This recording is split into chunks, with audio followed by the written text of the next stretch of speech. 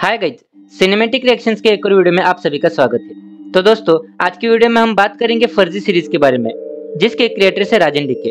और सीरीज में शाहिद कपूर, राशि खन्ना, विजय सेतुपति, के मेनन, जाकिर हुसैन, अमोल पालेकर, भुवन अरोरा जैसे स्टार्स है। तो फर्स्ट एपिसोड की शुरुआत होती है सनी को दिखाते हुए, जिसे कुछ लोग बांध के एक खुफिया जगह पर लेके जाते हैं। सनी के मुंह को एक काले कपड़े से ढका हुआ है और उस जगह पर सनी अपने दोस्त फिरोज को भी देखता है, जिसे भी वहां पर बंदी बनाया हुआ है। उसके बाद एक आदमी आके सनी को 500 का नोट दिखाता है और पूछता है कि यह नोट किसने बनाया है। अब स्टोरी थोड़ी फ्लैशबैक में जाती है और हमें दिखाया जाता है कि सनी एक आर्टिस्ट है जो कौन सी भी पेंटिंग बना सकता है और वो भी सड़क पर पेंटिंग बनाकर उन्हें बेच रहा है। इसके बाद वो अपने नानू की फैक्ट्री में जाता है, जहाँ उनकी खुद की प्रिंटिंग प्रेस है, जिसका नाम है क्रांति पत्रिका। सनी के नानू पूरे देश में क्रांति लाना चाहते हैं और वो अपना काम बड़ी ईमानदारी से करते हैं। यहीं पर हम फिरोज को देखते हैं, जो वहीं पर काम करता है और वो प्रिंटिंग करने में बड़ा एक्सपर्ट है। यहाँ पर हमें पता चलता है कि क्रांति पत्रिका की खपत अब हो नहीं रही है। इसकी वजह से ये प्रेस बंद होने के कगार पर है। अब हमें सनी और फिरोज का बचपन देखने को मिलता है, जहाँ पर हमें पता चलता है कि और बच्चे स्कूल से आकर खेलते थे, लेकिन फिरोज और सनी अपनी क्रांति पत्रिका बांटते थे। लेकिन उस वक्त भी इसे कोई नहीं लेता था और अभी भी कोई नहीं लेता। बचपन से ही सनी और फिरोज को पैसों की अहमियत पता थी। इसी वजह से वो पैसे बचाते थे और चुपके से अपने नानों के ड्रॉअर में रख देते थे। अब सीन प्रेजेंट में आता है, जहाँ पर हम सनी को एक कार में अपनी गर्लफ्रेंड अनन्या के साथ देखते हैं। वहाँ पर अनन्या सनी को 31st की न्यू ईयर पार्टी में आने को कहती है। यहाँ हमें पता चलता है कि अनन्या बड़ी रईस पार्टी है और सनी हमेशा से उसके लेवल का बनना चाहता है। अब सनी और फिरोज 31st की पार्टी का पास लेने के लिए एक होटल में जाते हैं, लेकिन वहां पर जाने पर पता चलता है कि एक पास की कीमत 27,000 है। सनी और फिरोज को देखकर होटल के स्टाफ को पता चल जाता है कि इनकी औकात नहीं है ये पास लेने की, और वो उनसे रूडली बात करने लगता है। उसके इस बिहेवियर से सनी को गुस्सा आ जाता है और वो उससे झगड़ा करने लगता है। पूरा स्टाफ उन्हें वहां से भगा देता है। अब हम 31st की नाइट को अनन्या को देखते हैं कि सनी ने अपनी पार्टी में अनन्या को बुलाया है और सनी उसे कहता है कि हमें पास नहीं मिले। अनन्या जानती है कि सनी गरीब है और सनी हमेशा से ही उसकी लेवल का बनना चाहता है। पार्टी खत्म होने के बाद हम सनी और फिरोज को एक साथ बैठा हुआ देखते हैं। वहाँ सनी फिरोज को कहता है कि दुनिया में पैसों की बहुत कीमत है और हम मिडिल क्लास लोग अपनी ख्वाहिशें पूरा करने के लिए लोन लेते हैं और अपनी पूरी जिंदगी उस लोन को चुकाने में चली जाती है। अब अगले दिन सनी फैक्ट्री में आता है तो देखता है कि बहुत सारे लोग एक साथ जमा हो गए हैं। वहाँ उसे पता चलता है कि क्रांति पत्रिका बंद होने वाली है और जिन लोगों से नानू ने लोन लिया था, अब नानू उन्हें पैसे दे नहीं सकते। अब सनी और फिरोज उन लोगों के पास जाते हैं और कहते हैं कि उन्हें अपना कर्ज चुकाने के लिए थोड़ा समय चाहिए। तब वो आदमी उन्हें 1 महीने का समय देता है। अब सनी और फिरोज के पास एक बड़ी प्रॉब्लम थी और उनके पास पैसे भी नहीं है और कोई काम भी नहीं है। अब अपनी सिचुएशन पे डिस्कशन करते हुए सनी एक 500 रुपये का स्केच बनाता है और फिरोज को कहता है कि हम नकली नोट छापेंगे। फिरोज सनी की इस आइडिया को मना कर देता है और कहता है कि नोट बनाना आसान काम नहीं है। तभी सनी कहता है कि हमारे पास और दूसरा कोई रास्ता नहीं है और इस नोट को भी तो किसी इंसान ने ही बनाया होगा और हम तो प्रोफेशनल आर्टिस्ट हैं। अब सनी और फिरोज हर नोट को बड़ी बारीकी से जांचते हैं और तभी वो डिसाइड करते हैं कि हम 500 की नोट बनाएंगे। सनी 500 का एक परफेक्ट डिजाइन बना देता है, जिसमें कोई भी गलती नहीं थी, और अब फिरोज उस नोट की प्रिंटिंग करता है। अब देखते देखते दोनों ने 500 के नोट बना दिए थे और आखिर में उसे चाय में डुबो दिया था, जिसकी वजह से वो एक परफेक्ट 500 का नोट लग रहा था। अब सब कुछ सही था। अब वो नोट चलाने के लिए दोनों एक शराब की दुकान में जाते हैं, जहाँ पर बहुत ही ज्यादा भीड़ है। फिरोज उस दुकान वाले को नोट देता है, लेकिन वहाँ पर वो दुकान वाला पहचान जाता है कि नोट नकली है। वहाँ से जान छुड़ाकर फिरोज और सनी भागने लगते हैं। बहुत सारे आदमी उन दोनों का पीछा कर रहे हैं। जैसे तैसे जान बचाकर वो दोनों भाग जाते हैं।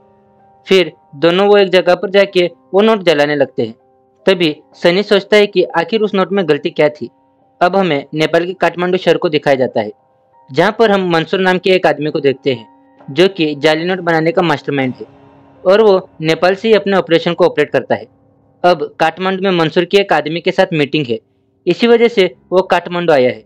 वहाँ पर ही हम माइकल को देखते हैं, जो क्राइम ब्रांच का एक ऑफिसर है और उसे खबर मिली थी कि मंसूर यहाँ पर आया है। अब वो अपने आदमियों के साथ मिलकर एक प्लान बनाता है। अब जहाँ पर मंसूर की मीटिंग चालू है, वहाँ पर माइकल अपनी टीम को लेकर चला जाता है। अब यहाँ पर हमें पता चलता है कि माइकल मंसूर को बहुत सालों से पकड़ना चाहता है। माइकल मंसूर को पकड़ के लेके जाने वाला ही रहता है, तभी वहाँ पर मंसूर के कुछ आदमी आकर फायरिंग चालू कर देते हैं। वहाँ पर भगदड़ मच जाती है और इसका फायदा उठाकर मंसूर वहाँ से बचकर निकल जाता है। माइकल के हाथ मंसूर के नोट लग जाते हैं, लेकिन यहाँ पर माइकल के कुछ ऑफिसर्स मारे जाते हैं। अब हम सनी और फिरोज को देखते हैं, जहाँ सनी फिरोज को कहता है कि हमारे नोट का कागज खराब है। अब सनी और फिरोज असली नोट जैसे कागज को ढूंढने लगते हैं। बहुत ढूंढने के बाद उन्हें एक मैगजीन का कागज मिलता है जो सेम असली नोट के कागज की तरह था, लेकिन वो काफी पतला था। इसी वजह से वो दोनों दो अलग अलग प्रिंट को चिपका के उस कागज से वो एक नोट बना लेते हैं जो कि same to same real note की तरह था और उसकी थिकनेस भी सेम असली नोट की तरह थी।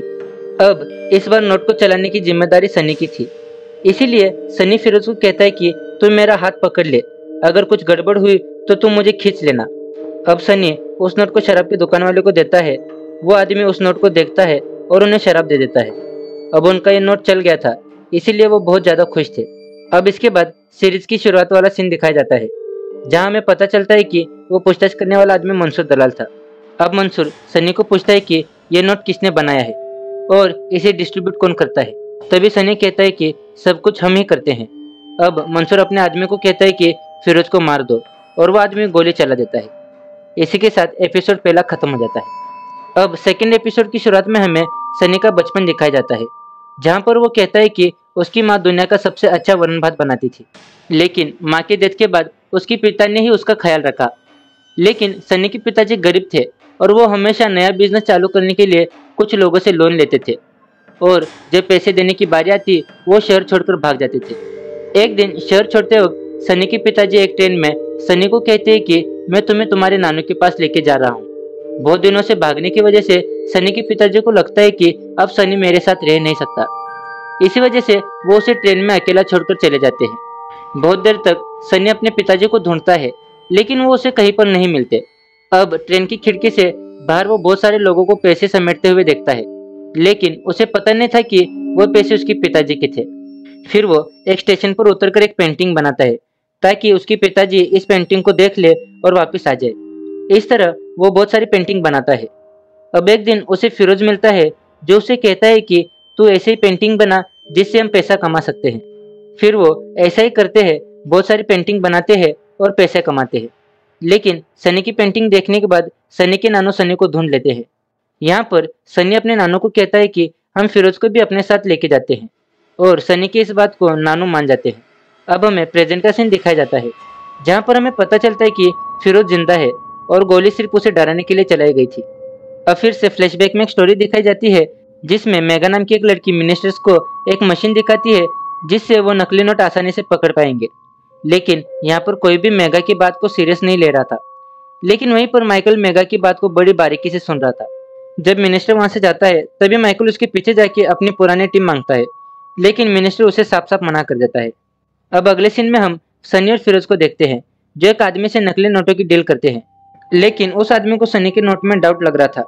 तभी सनी दो असली नोट में एक नकली नोट मिला देता है और कहता है कि अगर आपने इसमें से नकली नोट ढूंढ लिया तो हम आपको 1 लाख रुपए देंगे, और इस नोट को मैंने बनाया, इसके बावजूद भी असली कौन सा ये मैं भी नहीं बता सकता। वो आदमी 500 के नोट 150 में बेचने की बोलता है और सनी और फिरोज को 2 करोड़ रुपए का कॉन्ट्रैक्ट दे देता है। लेकिन अब प्रॉब्लम यह है कि वो उस आदमी को वो 2 करोड़ रुपए कैसे देंगे, क्योंकि उनके पास सिर्फ 1 हफ्ता ही बचा था। अब अगले सीन में हम माइकल को देखते हैं, जिसने काफी शराब पी रखी है और वो अपनी इस हालत में मिनिस्टर की कुछ प्राइवेट पिक्चर्स मिनिस्टर को भेज देता है। तभी मिनिस्टर का तुरंत कॉल आता है और मिनिस्टर कहता है कि तूने अभी तक वो फोटोज डिलीट क्यों नहीं किए। तभी माइकल उसे कहता है कि उसे उसकी टीम चाहिए। यहाँ पर माइकल ने काफी शराब पी हुई है, इसीलिए वो मिनिस्टर को गाली भी दे देता है। आगे हम देखते हैं कि सनी उसके मुंह बोले चाचू को कहता है कि अगर हम पूरा दिन काम किए तो एक दिन में हम कितने पेपर छाप सकते हैं। तभी चाचू समझ जाते हैं कि सनी क्या कहना चाहता है, क्योंकि उन्होंने एक ड्रॉअर में सनी का 500 रुपए का स्केच देख लिया था। तभी सनी कहता है कि हमारे पास कोई और ऑप्शन नहीं है इस प्रेस को बचाने के लिए, इसीलिए हमें नकली नोट छापने होंगे। यहाँ पर सनी अपना 500 का नोट चाचू को दिखाता है।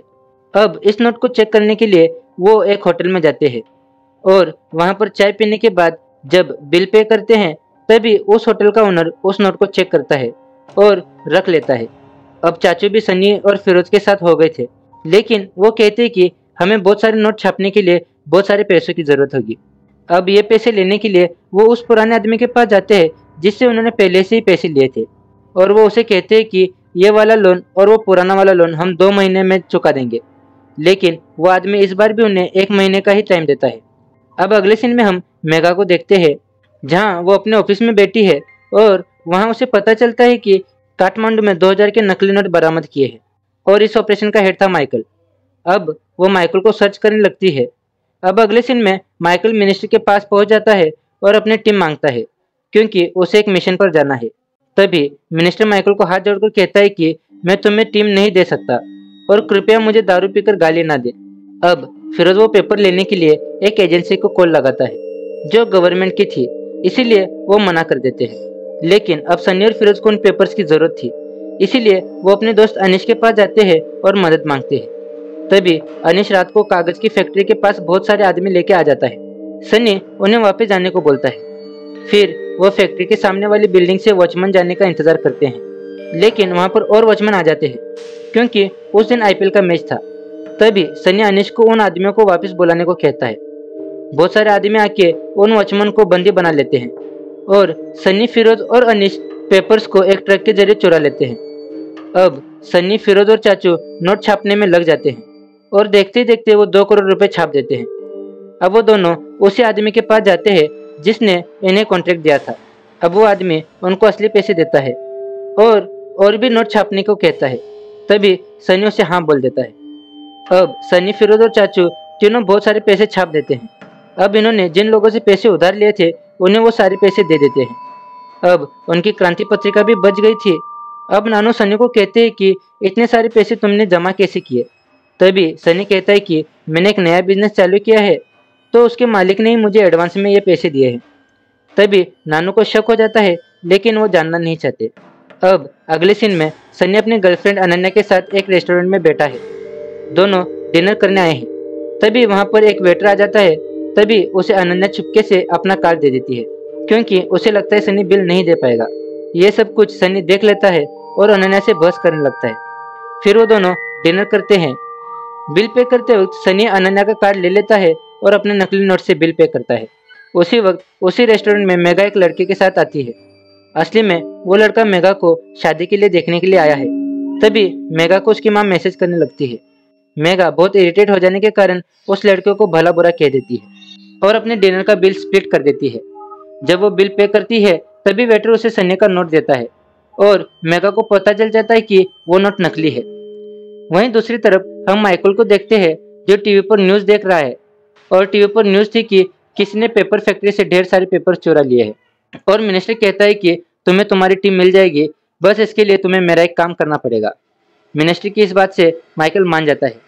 अब सनी ने अपने सारे लोन चुका दिए थे और क्रांति पत्रिका भी बच गई थी, इसीलिए चाचू उसे कहते हैं कि अब हमें इन प्रिंटिंग मशीनों को बेच देना चाहिए जिससे हमारे पास और पैसा आ जाए। ये सब हमने दूसरों के लिए किया है, अभी खुद के लिए करने की बारी है और एक आखिरी बार पैसा छापना चाहते हैं। वहीं दूसरी ओर मेगा उस नकली नोट को लेके ऑफिस आ गई है और अपने फ्रेंड को उस नोट के बारे में बताती है। और अगले सीन में माइकल अपने एक ऑफिसर के साथ बातचीत कर रहा है। वो उसे कहता है कि मिनिस्टर टीम के लिए मान गया है, बस हमें उसका एक काम करना पड़ेगा। वहीं दूसरी ओर सनी, चाचू और फिरोज पैसे छाप रहे हैं और ढेर सारे पैसे छाप देते हैं। यहीं पर दूसरा एपिसोड खत्म हो जाता है। तो अब थर्ड एपिसोड में हमें बताया जाता है कि किस तरह नकली नोट अपने देश में एंटर होते हैं। नेपाल, पाकिस्तान, भूटान से अपने देश में सबसे ज़्यादा नकली नोट एंटर होते हैं और वो कैसे थोड़े थोड़े करके पूरे इंडिया में फैलाए जाते हैं। इन्हीं आदमियों को पकड़ने के लिए माइकल एक टीम बनाता है। अब माइकल अपने टीम मेंबर को बता रहा है कि कैसे ये नोट आते हैं और इसी टीम का मेंबर शेखर इन नोटों के पीछे कौन कौन है ये बताता है, जिसमें एक नंबर पे है मंसूर दलाल, जो इंडिया में खुफिया तरीके से आता है और किसी को भी पता नहीं चलता। दूसरा नाम आता है जितेंद्र जोशी का, जिसको सभी लोग जीतू काका के नाम से जानते हैं और ये भी मंसूर के साथ मिलके काम करता है। अब तीसरा नाम आता है बिलाल का। बिलाल ही मंसूर के सारे पैसों को डिस्ट्रीब्यूट करता है। अब हमें आरबीआई का ऑफिस दिखाया जाता है, जहाँ मेगा अपने बॉस को बताती है कि उसे रेस्टोरेंट में जो नोट मिला है उसकी लोकेशन जानना चाहती है और इसके पीछे कौन कौन है ये जानना चाहती है। लेकिन मेगा को ये करने से उसका बॉस मना कर देता है और कहता है कि ये अपना काम नहीं है, हमने अपना काम कर दिया है एनआईए वालों को इस नोट के बारे में बता के। वो लोग इस नोट के बारे में पता कर देंगे। अब एविडेंस रूम में हम माइकल को देखते हैं, जहाँ काठमांडू से मिले 2000 के ढेर सारे नोट है। यहाँ पर वो उन नोटों में से थोड़े नोट रख लेता है आगे की इन्वेस्टिगेशन के लिए। लेकिन यहाँ से निकलने के बाद वो एक स्मार्टफोन की दुकान पर रुकता है और वहाँ से वो 2 आईफोन ले लेता है और इसकी पेमेंट भी वो उन्हें जाली नोटों से करता है। वो एक फ़ोन अपने दोस्त शेखर को देता है और कहता है कि अब तुम भी मेरे इस जुर्म में साथी बन गए हो, और दूसरा फ़ोन वो अपने बेटे वीएम के लिए रख लेता है। अब दूसरे सीन में हम फिरोज और सन्नी को एक क्लब में देखते हैं, जहाँ उनसे मिलने के लिए सूरत के एमएलए आए हैं। एमएलए सन्नी को कहता है कि उन्हें 20 करोड़ नकली नोट चाहिए और मेरा एक ही फंडा है कि मैं मेरी सारी डील्स फेस टू फेस करता हूँ। सनी इस डील को यस बोल देता है, लेकिन क्लब से बाहर आने पर उन्हें पता चलता है कि इन नोटों की डिलीवरी उन्हें ही सूरत जाके करनी पड़ेगी। इसमें एमएलए का कोई भी आदमी इन्वॉल्व नहीं होगा और उन्हें ये नोट 2 हफ्ते में बनाने थे। अब 2 हफ्ते में इतने सारे नोट बनाने बहुत मुश्किल था और इनके पास वो पेपर भी ख़त्म हो गए थे। अब इसके बाद हम माइकल को उसके बेटे की बर्थडे पार्टी में देखते हैं। यहाँ पर वो अपने बेटे वियम को आईफोन गिफ्ट करता है। आईफोन देख के वियम काफ़ी खुश हो जाता है। यहाँ पर हमें पता चलता है कि माइकल और उसकी बीवी रेखा की रिलेशनशिप में दरार है और बात तो डाइवोर्स तक पहुँच गई है, लेकिन वो अपने रिश्ते को जोड़े रखे है वियम के लिए। यहाँ पर माइकल को रेखा के बॉयफ्रेंड अर्जुन के बारे में भी पता चलता है। अब अगले सीन में मेगा अपने बॉस को कहती है कि मुझे क्राइम ब्रांच में काम करने का मौका मिला है, इसीलिए मुझे थोड़ी लीव चाहिए। मैं वहाँ काम खत्म करके जल्दी यहाँ पर वापस आ जाऊंगी। अब अगले सीन में हम फिरोज और चाचू को एक एजेंसी में देखते हैं, जो एक बुजुर्ग के नाम पर एक कंपनी निकालना चाहते हैं, जिसके जरिए वो नोट के लिए पेपर ले सकें। अब वो खुद की एक एजेंसी खोल लेते हैं, जहाँ काम करने के लिए उन्हें एक लड़की की ज़रूरत थी। इसीलिए वो ढेर सारी लड़कियों का इंटरव्यू लेते हैं, जिसमें से वो एक लड़की को सिलेक्ट कर लेते हैं जो 3 लैंग्वेज बोल सकती है। अब हम मेगा को माइकल के ऑफिस में देखते हैं, जो माइकल को कह रही है कि मैं आरबीआई में काम करती हूँ और मैं जाली नोट जल्दी से पकड़ सकती हूँ। साथ ही वो बताती है कि मैंने एक ऐसी चिप बनाई है जो जाली नोटों को पकड़ सकती है। यहाँ पर मेगा को एक नोट दिया जाता है और उसे बोला जाता है कि पता लगाओ कि यह नोट असली है या नकली। यहाँ पर मेगा अपने फ़ोन में एक ऐप खोलती है और वो नोट नकली है यह पता लगा लेती है। ये देखकर माइकल मेगा को जॉब पर रख लेता है। अब अगले सीन में हम अनिश और फिरोज को एक टेलीफोन डायरेक्टरी ऑफिस में देखते हैं, जो 50% ऑफ में बहुत सारी डायरेक्टरी खरीद लेते हैं। अब मेगा माइकल के पास आती है और उसे वो रेस्टोरेंट वाला नोट दिखाती है और कहती है कि मुझे इसका पता लगाना है। लेकिन माइकल कहता है कि यह कोई बड़ी बात नहीं है, फिलहाल हमें मंसूर पे फोकस करना है। मेगा के लाख कोशिश करने पर भी माइकल इस बात की परमिशन नहीं देता, इसीलिए मेगा माइकल का स्टैंप अपने नोटिस पर ले लेती है और एक पुलिस स्टेशन जाती है और उधर के पुलिस इंस्पेक्टर को मना लेती है। अब मेगा और पुलिस वाले धीरे धीरे करके रेस्टोरेंट के पास के 11 प्रिंटिंग फैक्ट्री की जांच लेना चालू कर देते हैं। जांच करते करते वो आखिरी में क्रांति पत्रिका के पास आते हैं, जो बाहर से बंद है, लेकिन अंदर चाचू, सनी और फिरोज बिना किसी टेंशन के नकली नोट छाप रहे हैं। लेकिन थोड़ी ही देर में चाचू को पता चल जाता है कि प्रेस के सामने कुछ पुलिस वाले आए हैं। ये बात वो सनी को बताते हैं। सनी, फिरोज और चाचू तीनों एक खिड़की से उनको देखते हैं। उन्हें लगता है कि प्रेस बंद देखकर वो कुछ ही देर में चले जाएंगे, लेकिन मेगा तो आज ठान कर आई थी। अब सनी मशीन भी बंद नहीं कर सकता। अगर उसने बंद की तो पूरे एक बंडल का नुकसान हो जाएगा। वो बंडल 15 मिनट में प्रिंट होने वाला था। अब चाचू को उन पुलिस वालों का कॉल आ जाता है।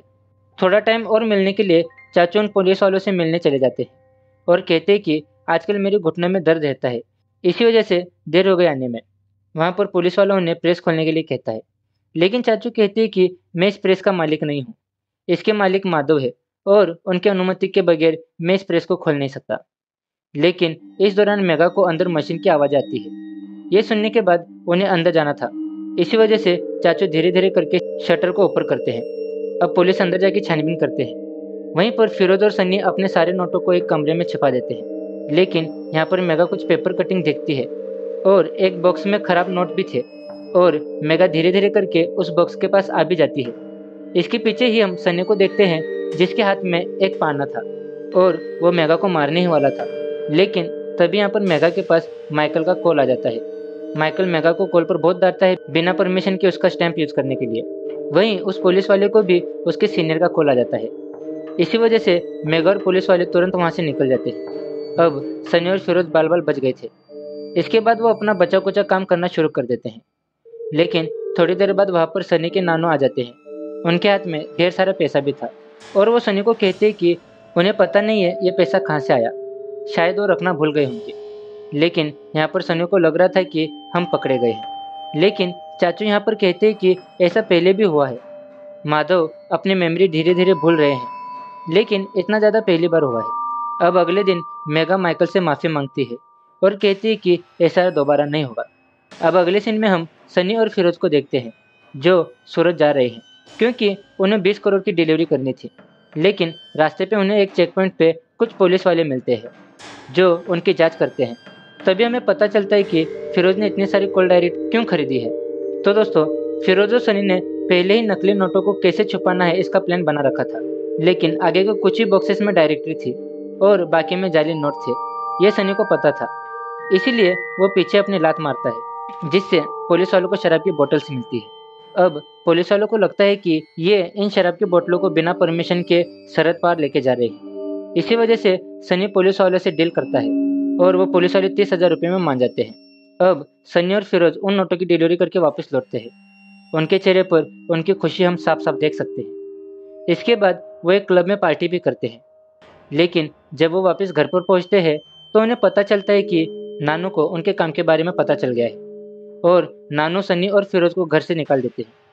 इसके साथ ही एपिसोड तीसरा यहाँ पर खत्म हो जाता है। अब चौथे एपिसोड की शुरुआत में हम देखते हैं कि वित्त मंत्रालय द्वारा एक ऐसी मशीन का लॉन्च किया गया है जो फट से जाली नोट पकड़ सकती है। यह मशीन मेगा ने बनाई थी और इसका नाम रखा जाता है धन रक्षक। अब अगले सीन में हम माइकल को अपनी पत्नी रेखा के घर पर देखते हैं जो व्योम को आज घुमाने लेके जाने वाला था। रेखा उसे कहती है कि तुम इसे 1 घंटे तक भी नहीं रख पाओगे। लेकिन माइकल कहता है कि मैं इसे ऐसा रखूंगा कि यह तुम्हारे पास नहीं रहना चाहेगा।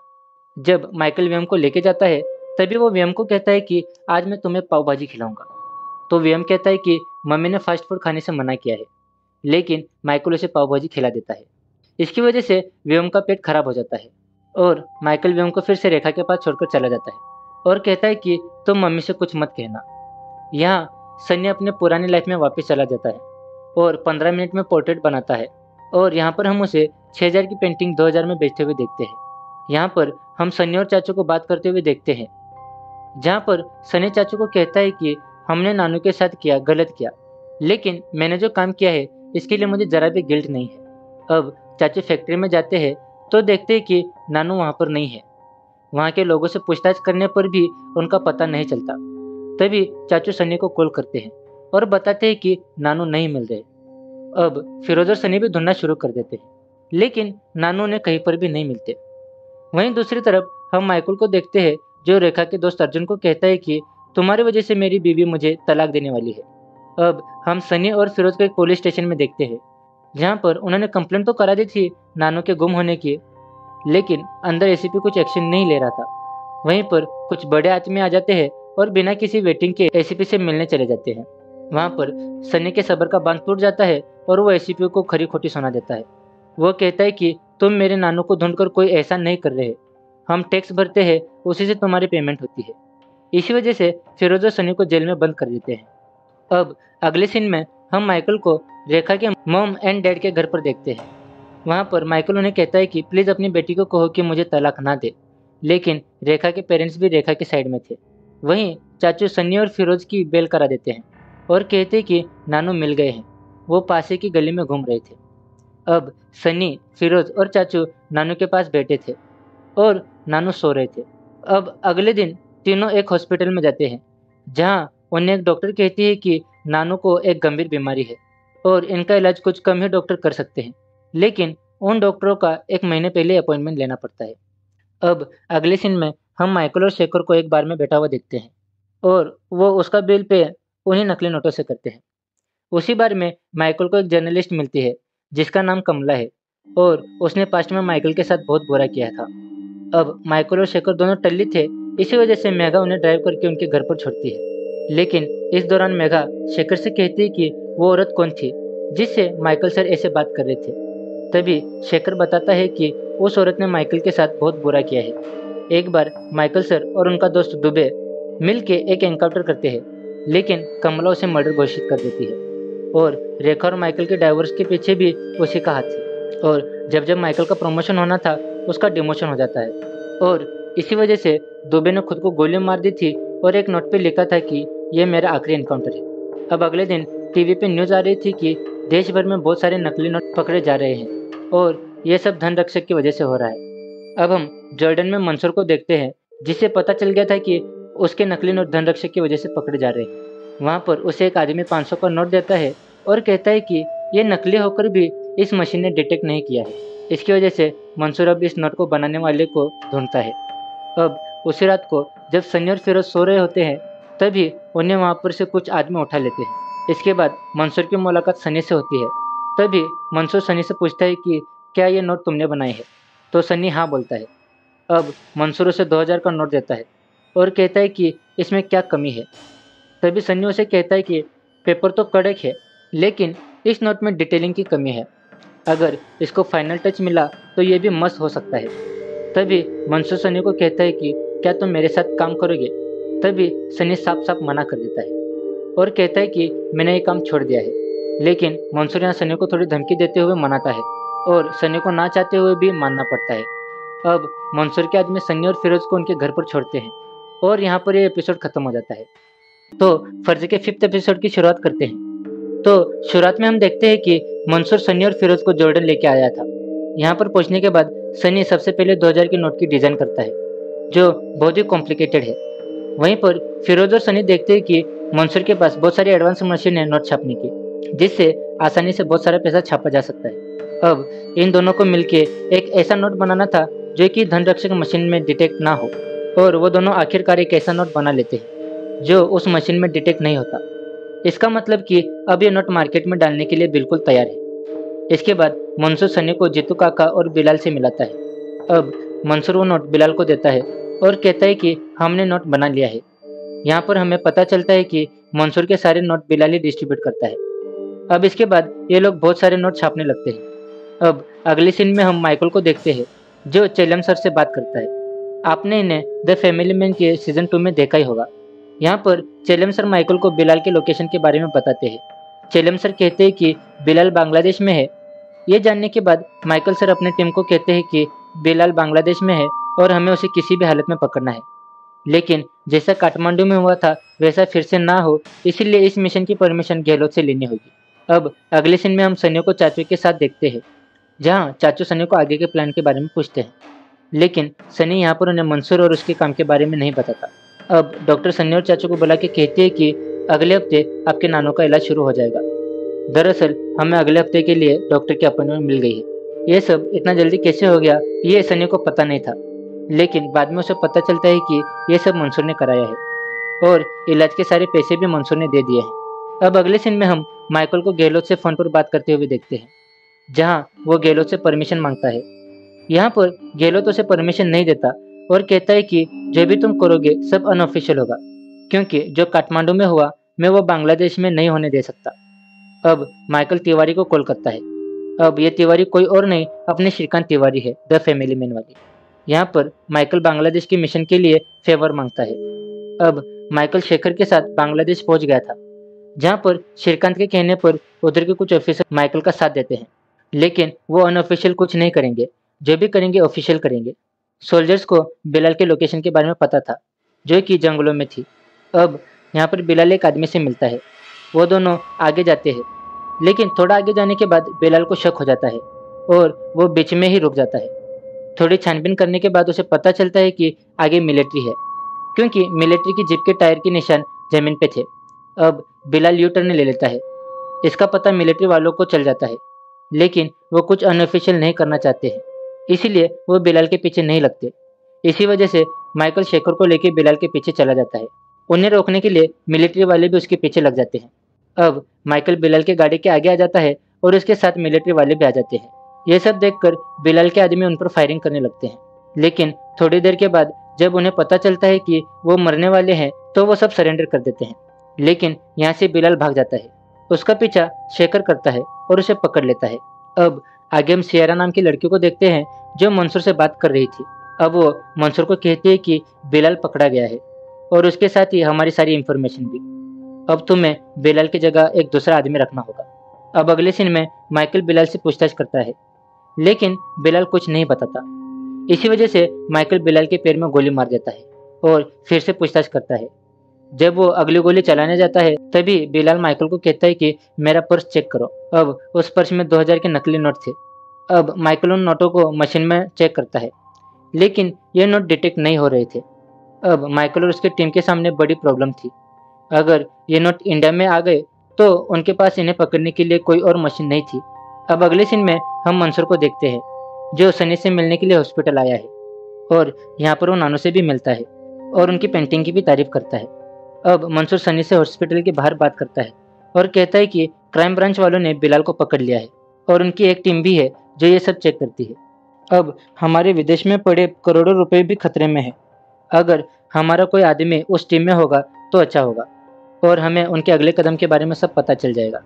अब ये सब बातें सनी फिरोज को बताता है और वहाँ पर चाचू भी आ जाते हैं। चाचू सनी को कहते हैं कि उन्हें सनी का ये बॉस जरा भी पसंद नहीं आया और मुझे लगता है कि तुम कोई गलत काम कर रहे हो। यहाँ सनी चाचू से ढंग से बात नहीं करता और इन दोनों के बीच झगड़ा हो जाता है। अब हम माइकल को देखते हैं जो हॉस्पिटल में बिलाल से पूछताछ करता है और पूछता है कि मंसूर के साथ कौन कौन काम करता है। तभी बिलाल उसे बताता है कि एक आर्टिस्ट नाम का आदमी है जो कि काफ़ी इंटेलिजेंट है और मंसूर का खास है। इससे ज़्यादा उसे उसके बारे में कुछ और नहीं मालूम। दूसरी ओर हम सनी को एक कॉफ़ी शॉप में देखते हैं जहाँ मेगा भी है। सनी यहाँ पर मेगा से दोस्ती कर लेता है। वही हॉस्पिटल में बिलाल कहता है कि इस आर्टिस्ट ने यह नया 2000 का नोट बनाया है और बिलाल मुंबई भी आया था और जब बिलाल इंडिया आता है इसका मतलब कोई बड़ा काम है। वहीं दूसरी ओर मेगा से बात करते वक्त सनी को पता चलता है कि मेगा को रहने के लिए घर चाहिए। तभी तुरंत सनी उसको घर दिखाता है। घर देखते वक्त सनी मेगा को कहता है कि मेरे मोबाइल की बैटरी डेड हो गई है, क्या मुझे तुम्हारा फ़ोन मिलेगा? तभी मेगा उसे अपना फ़ोन दे देती है। तभी सनी मेगा के मोबाइल में एक ऐसा ऐप इंस्टॉल कर देता है जिससे मेगा के मोबाइल के सारे मैसेजेस सनी के मोबाइल में आएंगे। बाहर जाते जाते मेगा सनी को थैंक्स कहती है क्योंकि इतने जल्दी और कम दाम में मेगा को घर मिल गया था। तभी मेगा सनी को सैटरडे को मिलने के लिए कहती है और सनी हाँ भी कह देता है।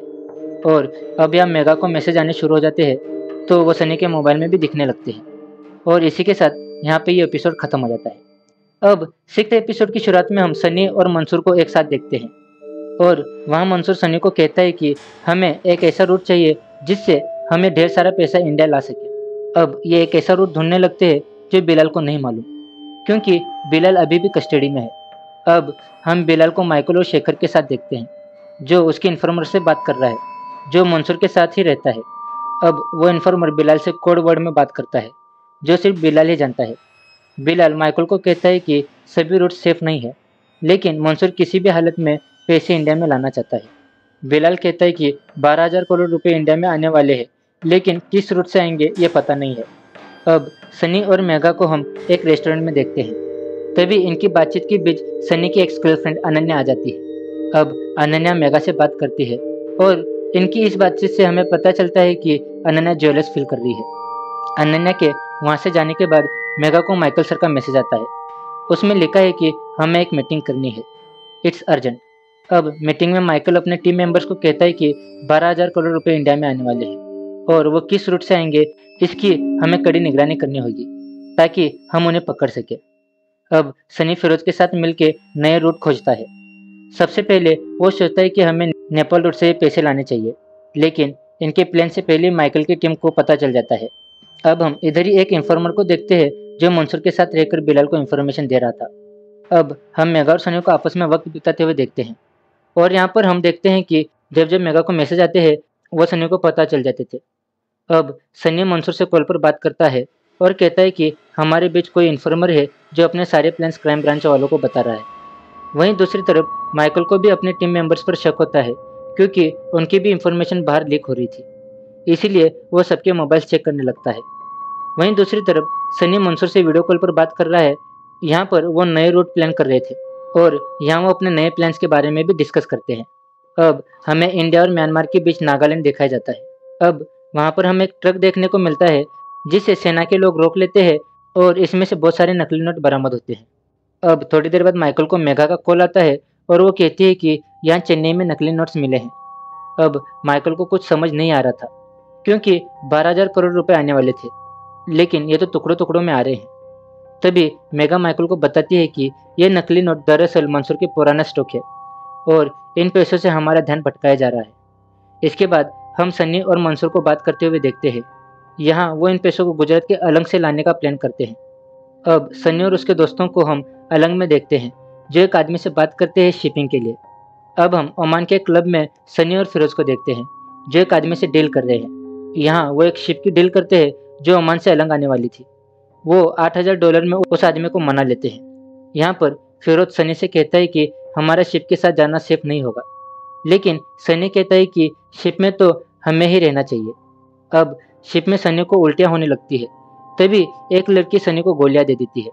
उन गोलियों से सनी को नींद आ जाती है।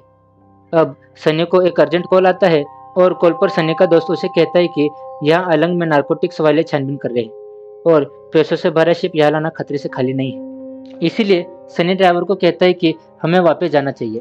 तभी ड्राइवर कहता है कि हम वापस जा नहीं सकते क्योंकि शिप में इतना फ्यूल नहीं है। तब वो लोग एक प्लान बनाते हैं।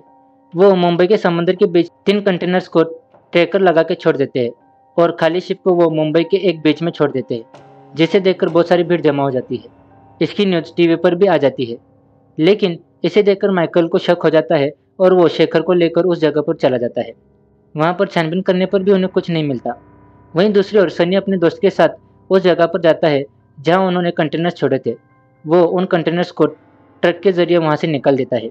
फिर हम सनी और फिरोज को नोटों के ढेर पर देखते हैं, जो बहुत ही ज़्यादा खुश है। और इसके साथ ये एपिसोड भी खत्म हो जाता है। तो एपिसोड 7 की शुरुआत में हम देखते हैं कि फिरोज और सनी ने अपना काम कर दिया है और उन्होंने एक नया फ्लैट भी खरीद लिया है। उन्हें लग रहा था कि अब कोई प्रॉब्लम नहीं आएगी। फिर हम माइकल को गहलोत के ऑफिस में देखते हैं, जो गहलोत को कह रहा था कि इंडिया में 12,000 करोड़ नकली नोट आ गए हैं और हमारी मशीन धनरक्षक भी इनको पकड़ नहीं सकती। यहाँ पर मेगा भी है, जो कहते हैं कि हम इन नोटों को सुपर नोट कहते हैं और इन्हें सिर्फ एक ही तरीके से पहचाना जा सकता है, और वो भी इन्हें जलाकर, क्योंकि सुपर नोट जलते वक्त थोड़े लाल दिखते हैं। अब हम सनी को नानो के साथ क्रांति पत्रिका में देखते हैं और यहाँ सनी नानो को कहता है कि अब हमारी क्रांति पत्रिका भी ऑनलाइन हो गई है, जो कि आपका सपना था, और इसका नाम ई क्रांति है। इसी खुशी के माहौल में हम फिरोज और सनी को बात करते हुए देखते हैं। फिरोज भी मेगा के मैसेजेस पढ़ता था, इसीलिए फिरोज सनी को कहता है कि तुझे मेगा से प्यार हो गया है और ये हमारे बिजनेस के लिए कुछ अच्छा नहीं है। इसके बाद हम सनी को मेगा के घर देखते हैं। वो थोड़ी देर बात करते हैं, तभी सनी मेगा को एक पेंटिंग देता है और कहता है कि यह पेंटिंग मैंने 15 साल की उम्र में बनाई थी। अब यहाँ हमें पता चलता है कि मेगा की हॉबी अलग अलग कंट्रीज के नोट जमा करना है। यहाँ पर मेगा सनी को रेस्टोरेंट वाला नोट दिखाती है और कहती है कि ये नकली है। अब वो दोनों थोड़ा बाहर जाते हैं, कुछ खाते हैं और फिर घर आ जाते हैं। घर में इन दोनों के बीच नजदीकियां थोड़ी ज्यादा बढ़ जाती है। फिर अगले दिन सनी मेगा के मोबाइल से वो ऐप डिलीट कर देता है, जिससे वो मेगा पर नजर रखता था, और वहां से वो चला जाता है। फिर मेगा उठकर 500 के नोट देखती है और उसे कुछ याद आ जाता है। अब आगे हम देखते हैं कि नकली नोट तो आ गए हैं, लेकिन इसे मार्केट में फैलाना बहुत मुश्किल था। थोड़े रुपए होते तो वो आसानी से फैला देते, लेकिन इस बार का अमाउंट थोड़ा बड़ा था। तभी सनी को मंसूर का कॉल आता है और मंसूर सनी को बहुत डांटता है, क्योंकि अभी सिर्फ 10% ही खत्म हुए हैं। अब मेगा माइकल के ऑफिस आती है और माइकल को कहती है कि ये 500 और 2000 का नोट बनाने वाला एक ही शख्स है।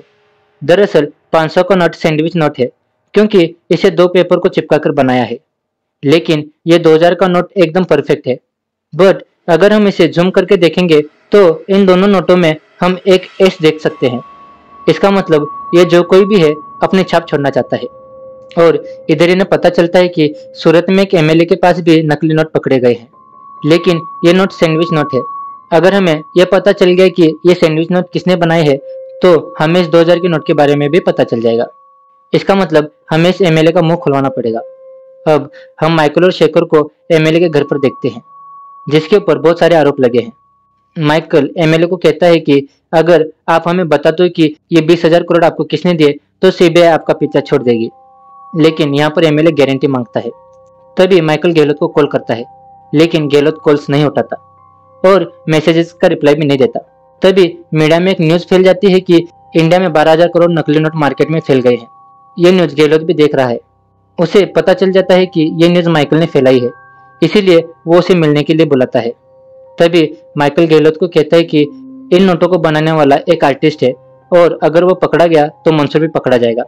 बस हमें इस एमएलए का मुंह खुलवाना पड़ेगा। तभी गहलोत एमएलए को कॉल करता है और उसे आश्वासन देता है कि सीबीआई तुम्हारा पीछा छोड़ देगी। अब एमएलए अपने आदमियों से आर्टिस्ट को कांटेक्ट करता है। यह बात फिरोज तक पहुंच जाती है। अब फिरोज को लगता है कि यह तो सुनहरा मौका है क्योंकि हमें इन नकली नोटों को ठिकाने लगाना है। अब हम सनी और मेघा को एक साथ खाना खाते हुए देखते हैं। तभी सनी को फिरोज का कॉल आ जाता है। वहीं हमें पता चलता है कि इनके कॉल्स माइकल और मेघा भी सुन पा रहे हैं। तभी इनकी डील फाइनल नहीं होती। अब अगले सीन में हम सनी को फिरोज से बात करते हुए देखते हैं, जो फिरोज को कह रहा है कि मुझे थोड़ा ठीक नहीं लग रहा है इस डील के बारे में, हमें थोड़ा स्लो चलना चाहिए। लेकिन फिरोज नहीं मानता। फिर अगले सीन में हम सियरा को मंसूर के साथ देखते हैं, जो मंसूर को कह रही है कि इंडिया में जो अपने पैसे हैं उन्हें जल्दी से ठिकाने लगाना होगा, क्योंकि मंसूर के ऊपर भी कुछ आदमी है जिनको जवाब देना होगा। अब हम माइकल को देखते हैं, जिसके पास उसकी वाइफ रेखा आती है, जो माइकल को कहती है कि हमारे बीच पहले से कुछ ठीक नहीं था। भले ही हमने लव मैरिज की, लेकिन हमारा प्यार कुछ समय बाद खत्म हो गया। अब अगले सीन में हम मंसूर को उसके अड्डे पर देखते हैं, जहां वो सारे नकली नोट रखे थे। वो सनी पर बहुत चिल्लाता है और कहता है कि कब खत्म होंगे ये नोट। तभी एक आदमी आता है और मंसूर को उस खबरी के बारे में बताता है जो इनके बीच में था। मंसूर उस खबरी को जान से मार देता है और सनी और फिरोज को डराते हुए कहता है कि गलती गलती होती है और इसका अंजाम सिर्फ एक होता है।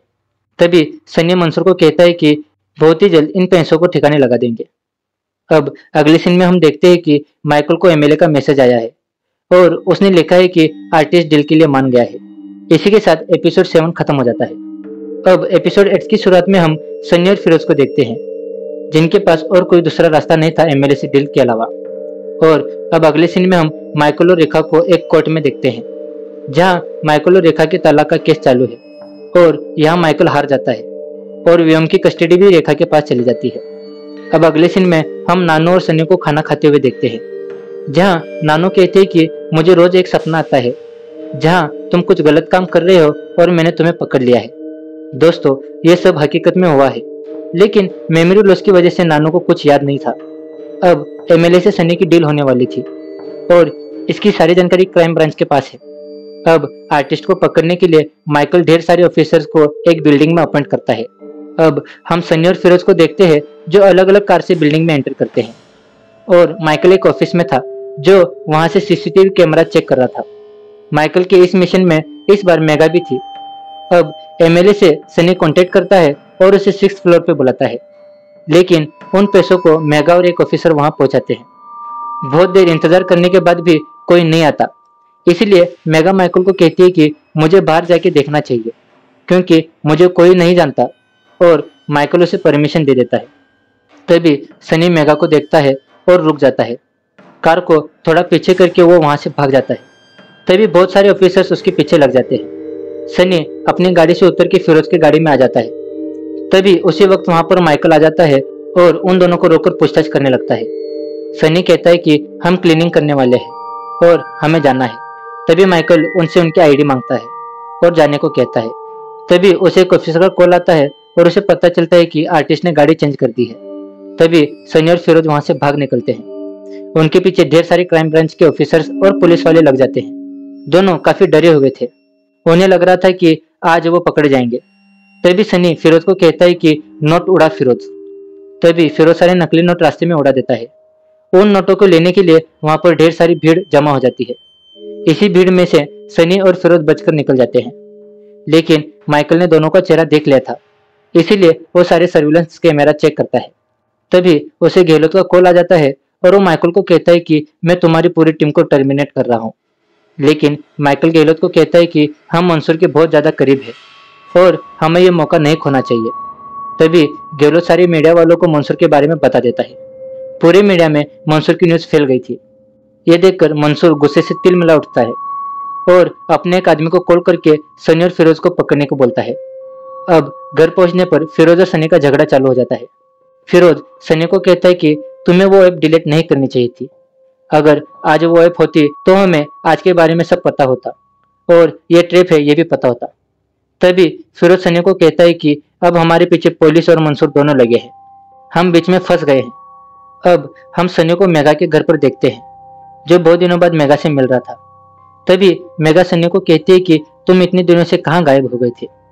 तभी सनी कहता है कि वो ट्रेवलिंग कर रहा था और कुछ दिनों बाद उसे वापस जाना होगा। मेघा के घर से बाहर निकलने के बाद सनी जामिल को कॉल करता है और अपनी सिचुएशन बताता है। तभी जामिल कहता है कि मंसूर साहब अपनों का साथ कभी नहीं छोड़ते, बस तू मेरे टच में रहे। अब हम सियरा को मंसूर के साथ देखते हैं, जो मंसूर को कहते हैं कि अब तुम्हारा खेल खत्म हो गया, हमसे जो ऊपर बैठे हैं वो तुम्हें नहीं छोड़ेंगे। तभी मंसूर जामिल को कॉल करता है और सनी को ठिकाने लगाने को कहता है। मंसूर के साथ जीतू काका भी है, वो उन्हें भी इंडिया भेज देता है। अब हम माइकल को देखते हैं, जिसके पास एक फुटेज है जिसमें आर्टिस्ट का चेहरा थोड़ा ब्लर दिख रहा है और उसे स्कैन करने में थोड़ा टाइम लगेगा। अब हम सनी और फिरोज को एक स्टैंड पर जामिल का इंतजार करते हुए देखते हैं। तभी जामिल वहां पर आ जाता है और उन्हें गाड़ी में बैठने को कहता है। गाड़ी में जीतू काका को देखकर सनी चौंक जाता है। जामिल फिरोज और सनी को एक सुनसान जगह पर लेके जाता है और उन्हें मारने के लिए बंदूक आगे करता है, लेकिन यहाँ पर अनीश अपने आदमियों को लेके आ जाता है। तभी फिरोज कहता है कि हमने अपने मोबाइल पर लोकेशन सेट किया था। अब सनी और फिरोज वहां से बचकर निकल जाते हैं। अनीश दोनों के वहां से जाने के लिए ट्रेन टिकट बुक करता है। सनी नानो को लेने के लिए चाचू को कॉल करता है। तभी उन्हें पता चलता है कि क्रांति पत्रिका को आग लग गई थी और उस आग में नानो चल बसे। ये सुन के सनी शांत हो जाता है और फिरोज रोने लगता है। सनी फिरोज को अकेले जाने को बोलता है और कहता है कि मैं तुझे स्टेशन पर मिलूंगा। सनी मंसूर के अड्डे पर जाता है और जामिल को मार डालता है और मंसूर के ढेर सारे आदमियों को मार देता है और जहां नकली नोट छुपा के रखे हैं वहां जाता है। वहां पर वो जीतू काका को मारता है और वीडियो कॉलिंग पे मंसूर के सामने 12,000 करोड़ रुपए जला देता है और मंसूर को कहता है कि मैं आ रहा हूँ। जले हुए नोट देखकर मंसूर रोने लगता है। वहीं दूसरी ओर मेगा स्क्रीन के साइड में बैठी है, जहां आर्टिस्ट का चेहरा स्कैन हो रहा है और दूसरी तरफ फिरोज सनी का इंतजार कर रहा है स्टेशन पर। इसी के साथ ये एपिसोड और सीजन 1 खत्म हो जाता है। उम्मीद करता हूँ कि आपको हमारी वीडियो पसंद आई हो। आपको फर्जी सीरीज कैसी लगी आप हमें कमेंट कर बताइए। मिलते हैं आप सभी से आपके अपने चैनल पर किसी और वीडियो में। Till then take care. पैसों से खुशियाँ नहीं खरीद सकते। ये डायलॉग सिर्फ वो लोग मारते हैं जिनके पास पैसे होते ही नहीं। साला मुझे इतना पैसा कमाना है कि मुझे उसकी इज्जत ही नहीं करनी पड़े।